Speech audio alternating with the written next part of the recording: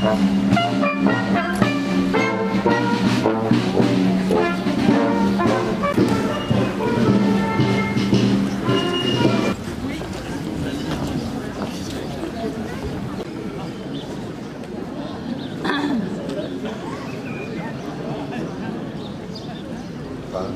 et messieurs, bienvenue à la cérémonie rendue en hommage à René Nicot, député maire d'Oyonnax. Je suis né le 18 juillet 1881 à Saint-Claude, dans le Jura. Très vite, je suis orphelin. Je dois interrompre mes études. J'arrive en 1901 à Oyonnax pour travailler. Comment parler de moi aux générations des années 2000? Je suis un partisan du mouvement coopératif. En 1901, je prends la direction de l'imprimerie coopérative, d'où sortait l'Éclaireur de l'Ain, organe de la Fédération socialiste du département. En 1908, je fonde la coopérative L'Aurore sociale, dont je deviens secrétaire et je la fais adhérer à la Bourse des coopératives socialistes, dont le principe est de consacrer les bénéfices à des œuvres collectives. Je la dote d'une maison du peuple pour les travailleurs de la vie. Cette passion ne me quittera jamais. Dès mon élection comme député du Front populaire en 1936, j'adhère au groupe parlementaire de la coopération, dont je deviens secrétaire adjoint, un certain Mendès France étant secrétaire. Je suis passionné par la défense de la culture, bien que je sois autodidacte. Étonnamment, en 1932, j'écris 2 articles sur la grammaire de l'Académie française, parlant de toute une gamme de problèmes de la littérature et de la linguistique. Et je lis toute la presse, même de langue anglaise, allant même jusqu'à traduire des articles du International Herald Tribune. Quand je vois le degré d'inculture de certaines élites politiques de votre temps, je me dis que la République a raté un coche quelque part. Je suis un partisan du socialisme. Je connais les limites du mouvement coopératif. J'adhère en 1901 à la SFIO, je représente ma fédération au Congrès de Lyon, je deviens secrétaire de la Fédération socialiste de l'Ain en 1912. Je suis mêlé de près aux grèves ouvrières d'Oyonnax. Mais je suis aussi un pacifiste et un antimilitariste. En 1912, je mène une lutte active contre la loi des 3 ans, mais nous ne gagnons pas. Le 31 juillet 1914, comme des millions de Françaises et de Français, je suis horrifié par l'abominable assassinat de Georges Jaurès. Il sera le premier mort de la guerre, et hélas, dès août 1914, la boucherie impérialiste commence, avec jusqu'à 50 000 tués par jour. Dans votre temps, vous avez la chance de pouvoir écouter la magnifique chanson de Jacques Brel sur Jaurès. Pourquoi Jaurès?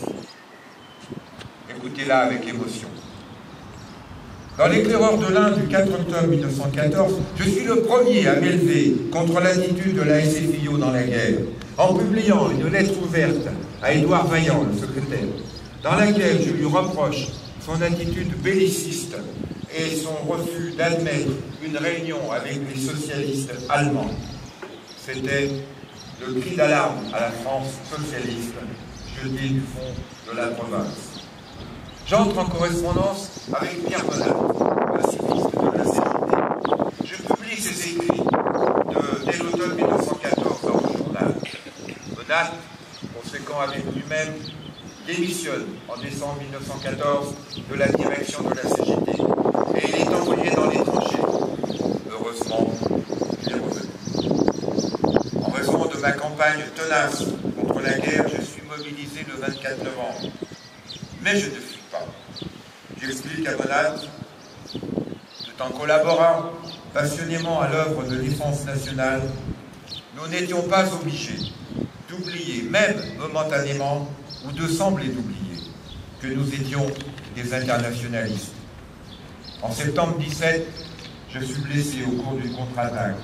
Je perds l'usage de ma main gauche. Je suis mutilé à 50%. Enfin, l'armistice, le 11 novembre 1918. Je repars au combat politique en étant élu en 1919 et maire de la ville. Je fais aménager un jardin public, construire des écoles maternelles, un hospice de vieillards. J'améliore l'hôpital de la ville. Ce sont de belles conquêtes pour une ville ouvrière. Et la révolution d'octobre 1917 est un immense espoir, d'où naît la 3e internationale de Lénine et de Trotsky. Très vite, la question se pose de la rejoindre ou pas. Au Congrès national de Strasbourg de la SFIO, je donne mes mandats à la motion du Nord, préconisant le retrait du Parti socialiste de la 2e internationale qui a trahi la paix. Au Congrès de Tours de décembre 1920, je défends, hélas sans succès, une motion disant « La révolution russe ne saurait être mise en cause, mais la question de l'adhésion à la 3e internationale se trouve liée à des conditions d'admission et à l'acceptation de thèses doctrinales nouvelles sur lesquelles le parti a le devoir d'ouvrir un long débat au grand jour avant de prendre une décision définitive. Et je propose un ajournement de la décision sur l'adhésion. Je me rallie toutefois à la majorité du Congrès de Tours. Et en 1921, j'organise la Fédération communiste de l'Ain, dont je suis l'animateur. Sur le plan municipal, toute ma liste est élue en 1919. Le peuple confirme. Et à partir de 1923, le conseil municipal d'Oyonnax devient un des rares en France, entièrement composé de communistes et de quelques sympathisants. Oyonnax devient une forteresse communiste incontestée jusqu'à la Seconde Guerre mondiale. Mais la vie n'est pas un long fleuve tranquille. Et au scrutin de 1924, je perds mon siège de député. Mais la fidélité à mes engagements prime. Je veux aussi voir par moi-même la réalité de la jeune Union soviétique. Le 7 novembre 1927, j'arrive à Moscou et je reste un mois.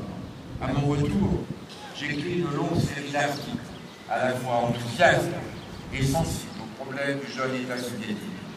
Je garde mon esprit critique. Je suis le candidat de la gauche unie dans le Front populaire et je reprends le slogan « Le pain » pour répondre à la crise économique de la France depuis 1931. La paix face au danger du réarmement de l'Allemagne décidé par Hitler. La liberté face aux ligues d'extrême droite qui ont provoqué une émeute devant l'Assemblée le 6 février 1934 et qui menacent la démocratie. Enfin réélu député, je participe avec passion aux conquêtes sociales qui suivent la grève générale de juin 1936. Ah, les premiers congés payés de l'été 1936, quelle émotion. Mais en septembre 1939, je n'accepte pas le pacte de Germano-Saxonie. Un coup de poignard dans le dos de la paix, des travailleurs et des peuples. Je fais placarder partout, dans Oyonnax, des affiches dénonçant le pacte germano-soviétique, signé par moi et mes principaux collaborateurs. C'est là de soi que je quitte le Parti communiste français et je crée un groupe, l'Union populaire française. Mais cela ne me gêne pas pour, dès le 14 décembre 1939, protester contre la répression aveugle qui s'abat contre les communistes. Jamais je ne trahirai mes camarades.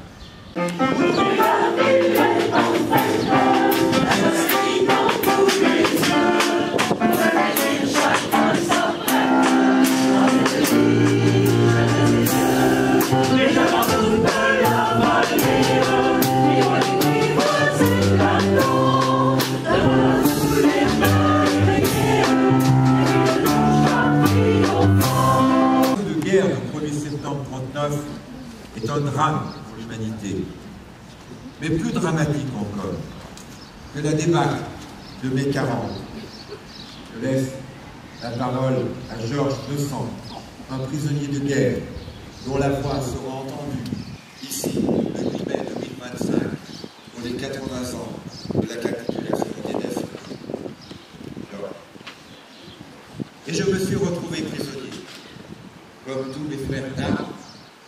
rien. Le lundi 4 septembre 1939, j'étais parti de la gare du Nord à Paris pour rejoindre mon régiment. J'ai vécu l'alcool de guerre, j'ai eu des permissions, j'ai revu ma famille. Nous n'étions pas très inquiets, n'avions pas la meilleure armée d'Europe, avec des chefs qui avaient gagné la Grande Guerre. N'étions-nous pas bien protégés par l'infranchissable ligne Maginot? Depuis l'attaque allemande du 10 mai, nous bougeons sans cesse. Le 16, la débarque commence vers 9 maisons dans les Ardennes. Nous fuyons et le soir, nous dormons près d'une ferme, dans les bois. Le 17 mai, je suis fait prisonnier. Mais nous sommes encore confiants. Nos armées allaient réagir, les faire déguerpir. Et puis nous, rien. Loin, le maréchal Pétain appelle tous les soldats à déposer les armes, à se rendre. Et l'armistice. Nous sommes près de 2 millions à être capturés, sidérés, assommés par la débarque sur les routes, l'efficacité de l'armée allemande. Mais la guerre est finie, n'est-ce pas? Alors, nous allons rentrer chez nous, rapidement. 8 juillet 1940, les parlementaires sont réunis dans le casino de Vichy par Pierre Laval. Il nous lit une lettre par laquelle le président du Conseil leur demande les pleins pouvoirs en vue de préparer une nouvelle constitution. Pétain lui-même a veillé à ne pas se présenter devant ces gens-là, il méprise. Article unique. L'Assemblée nationale donne tout pouvoir au gouvernement de la République sous l'autorité et la signature du maréchal Pétain afin de promulguer par un ou plusieurs actes une nouvelle constitution de l'État français. Cette constitution devra garantir les droits du travail, de la famille, de la patrie. Elle sera ratifiée par la nation et appliquée dans les assemblées qu'elle aura créées. La présente loi constitutionnelle, délibérée et adoptée par l'Assemblée nationale, sera exécutée comme loi d'État. Article unique du 10 juillet. Avec Blum, Normand et Philippe, je vote contre. 73 des 80 parlementaires ayant voté contre sont des élus de gauche. Marcel Astier, sénateur radical socialiste de l'Ardèche, peut bien conclure cette séance en relief par un « Vive la République quand même !» Cela ne changera rien à la ruine de la République. Honte à celles et ceux qui vont se retrait dans la collaboration. Commence alors les années noires. Il sera minuit dans le siècle, comme l'écrit l'écrivain Victor Serge dans son livre de 1939. Peu après, je suis arrêté, incarcéré à Montluc, quelques mois à Saint-Paul-des-Vaux, en Ardèche, et le 19 janvier 1942, je refuse d'être libéré. Tant qu'un seul communiste, Goyonnat, restera interné. J'arrive alors à Évaux-les-Bains dans la Creuse. D'anciens termes d'origine romaine sont transformés en camp d'encadrement. La gare des Sommets, ils n'ont pas de mitrailleuses, juste quelques fusils mitrailleurs, des fusils de chasse. Je me retrouve avec Léon Jouot, le syndicaliste secrétaire général de la CGT, qui a pris Nobel, Édouard Herriot, maire de Lyon, président de la Chambre des députés. Nous tenons la cour, Cagoula, d'abord proche du maréchal ainsi que des autres détenus. Je quitte la chambre tranquille. Le camp accueille jusqu'à 36 intervenants. Aux personnalités politiques ont succédé surtout les officiers supérieurs, puis au début du 1944, les fonctionnaires dont le zèle et la fidélité semblent faiblir. Le régime de Pétain commence à prendre l'eau. Nous sommes considérés avec déférence, et bien traités avec des conditions d'hébergement convenables, une nourriture suffisante, libre de nous fréquenter à l'étage et lors des promenades dans le parc libre, assister à l'office catholique dimanche matin. Il y a des épouses qui viennent nous voir. Nous arrivons à commenter la victoire de l'armée rouge à Stalingrad en janvier 1943. Enfin une grande défaite du régime nazi. Je vis passionnément et avec fierté le défilé des maquis du 11 novembre 1943 dans ma vie, qui a achevé de convaincre Churchill de la nécessité d'armer la résistance française. Nous apprenons très vite la nouvelle du débarquement des Alliés en Normandie le 6 juin 1944. Alors, un petit groupe de 6 jeunes résistants tente au coup de bluff le 8 juin au soir.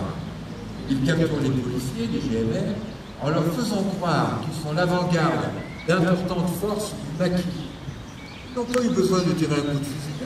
Et les GMR se rallient aussitôt à la résistance. C'est-à-dire que leur reddition avait été négociée dès le 7 juin. C'est très impressionnant de voir comment la peur leur a trouvé le bec. Et c'est avec nos bagages que nous rejoignons les 3 camions qui nous attendent à l'entrée du village. C'est une véritable tragicomédie car nous sommes escortés par les GMR qui, quelques heures avant, étaient encore nos gardiens. Je suis hébergé quelque temps à Nouan, dans la famille du commandant Stocker, chef du groupe des résistants libérateurs. Je peux dire que j'ai eu la chance, car le lendemain, 99 hommes de tous âges furent pendus. Et que dire? Massacre de retour sur Glane, le surlendemain. La paix du monde n'est pas encore morte.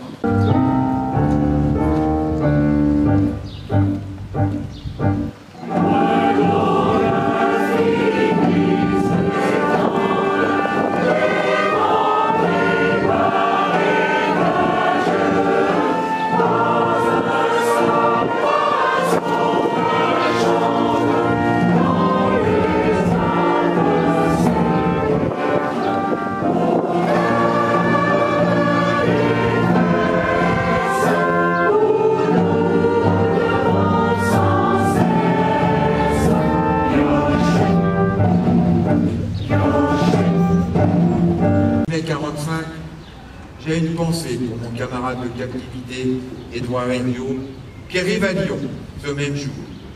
Mais il lui faudra 2 ans pour se faire réélire maire en bonne forme, car il doit se justifier de son abstention le 10 juillet 40 et de son refus de s'engager dans une résistance active.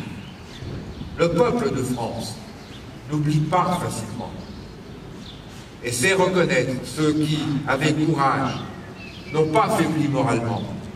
Il sait sentir la belle phrase du poète Lautréamont. Toute l'eau de la mer ne suffirait pas à laver une tache de sang intellectuel. Alors ce 18 mai, j'ai fait ce discours. Citoyennes, camarades, ce n'est pas sans une certaine émotion, d'ailleurs bien compréhensible, qu'après 67 mois d'interruption de mes fonctions de maire, je me vois placé à nouveau à la tête de notre assemblée municipale, par la volonté si nettement exprimée de la population d'Oyonnax. En me désignant pour exercer de la plus haute magistrature de notre cité, vous venez de réparer une injustice que j'ai supportée avec une calme philosophie, non exempte pourtant d'une pointe d'amertume. Je vous remercie bien sincèrement de la touchante confiance que vous me témoignez, de la touchante manifestation d'estime et de sympathie dont je suis l'objet de votre part. Cette confiance, j'essaierai de la mériter pleinement en restant l'arbitre impartial de nos débats et le guide éclairé de notre action municipale. En reprenant la présidence de cette assemblée, notre premier devoir sera de saluer les nouveaux élus en leur souhaitant le meilleur accueil. Si tous ont également droit à ma cordiale sympathie, je tiens cependant à accorder une mention spéciale à mes collègues femmes qui représentent ici un élément nouveau et qui apporteront dans nos débats, avec leur grâce naturelle, leur réelle qualité de bon sens et de sens pratique. Elles montreront certainement par leur attitude et leur action bienfaisante qu'elles sont dignes des droits nouveaux que vient de leur accorder très légitimement une république rajeunie et raisonnée. En admettant 8 femmes sur notre liste, nous avons fait un accompagnement de plus large place en réservant 2 postes d'adjoints sur 4 à 2 domaines ouvrières. nous avons tenu à montrer que les représentants de la classe ouvrière et du corps électoral féminin devaient être au premier rang de cette assemblée. Je ne saurais oublier nos anciens collègues qui ne sont plus, car depuis 35, 6 conseillers sont décédés. 3 d'entre eux ont particulièrement souffert. Arthur Candor, emprisonné à 70 ans. Bernard Buaya, mort aux armées. Et Louis Guillot, abominablement torturé par une soldatesque sauvage au cours de l'occupation par les Allemands. Il ne leur a pas été donné d'assister à la défaite de l'Allemagne nazie. Joie délirante de la victoire remportée par la civilisation sur les puissances ténébreuses de la barbarie fasciste. Et sous le signe de cette victoire tant attendue, tant désirée et enfin obtenue, que nous entrons à l'hôtel de ville. Notre joie serait sans mélange, et nous n'avions pas à déplorer l'absence d'un certain nombre de nos compatriotes tombés pour les champs de bataille lointains ou tout près d'ici, pour la libération de Yuma. Et de ceux aussi, hélas, trop nombreux morts loin de leur famille, dans les camps de concentration où ils étaient prisonniers, et de guerre déportés politiques. À leur famille, va nos sympathies attristées. Aux prisonniers et aux déportés qui ont retrouvé leur foyer, va toute notre tendresse émue. La seule consolation qui nous reste au milieu des deuils et des ruines, c'est de penser que ceux qui sont morts ne sont peut-être pas morts en vain, et que leur sacrifice aura servi à mettre un terme aux guerres fratricides, à réconcilier enfin l'humanité avec elle-même.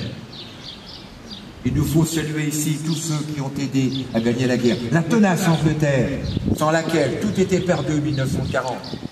La généreuse République américaine, qui a jeté dans la balance du destin tout le poids de son formidable potentiel de guerre. Les sacrifices héroïques de cet allié qui a fait l'étonnement du monde et qui a porté au plus haut sommet la gloire. Nous ne garderons d'oublier les vaillantes forces françaises de l'intérieur, FTP et armées secrètes, qui ont largement contribué à la libération du territoire national. C'est en souvenir de tout ce qui a été fait pour la victoire que nous devons, camarades, travailler au sein de notre petite patrie dans un cordial esprit de fraternité et de solidarité sociale. Je vais conserver mes mandats locaux jusqu'à ma mort en 1950. La population de Yona me fait des grandioses miracles, au cours desquels est lu un message du président de la République. Alors, en ce jour des 79 ans de la capitulation de l'Allemagne nazie, si ce monde a bien changé, reste intacte ma conviction.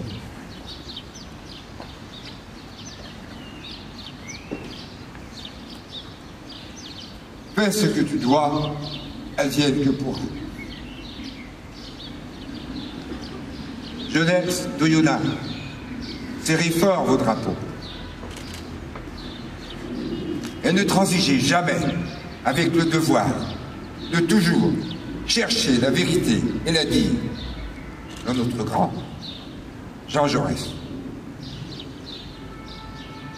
Vive la paix, le progrès social et la liberté.